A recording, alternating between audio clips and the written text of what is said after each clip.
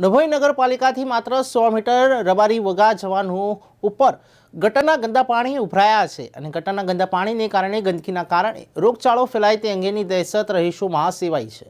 ત્યારે પાલિકાના પ્રમુખ સહિત સદસ્યો તેમજ ચીફ ઓફિસર, પોલીસ હોસ્પિટલના ડોક્ટર વગેરે આ રોડ ઉપરથી રોજિંદા અવરજવર કરતા હોય છે। ત્યારે ડભોઈ નગરપાલિકા તંત્ર ગટરની સમસ્યા માટે જાગૃતતા લાગી તેવી લોકમાંગ ઉઠવા પામી છે। પોતે રબારી વગાના રહેવાસી છે। રબારી વગામાં હાલ રહીએ છીએ। રબારી વગામાં ગટરના પાણીનો એટલો બધો ત્રાસ થઈ ગયો છે। છેલ્લા 10-15 દિવસથી રજૂઆતો કરીને થાકી ગયા છે, તે છતાં પણ આ લોકો કોઈ ધ્યાન પણ લેતા નથી। રબારી વગામાં મંદિર, દૂધ મંડળી, સ્કૂલ, એની આજુબાજુમાં ટોટલી બધી જગ્યાએ પાણીને ગંદકી, ગટરના પાણીની ગંદકી ફેલાઈ રહી છે। જેથી કરીને નગરપાલિકાને નમ્ર વિનંતી કે વહેલી તકે આનો નિકાલ લાવે તો એનાથી કોઈ બીમારી કે કોઈ અછૂત બીમારી કે મેલેરિયા કે ડેન્ગ્યુ જેવા રોગ ફેલાવાની કોઈ અસર ના પડે।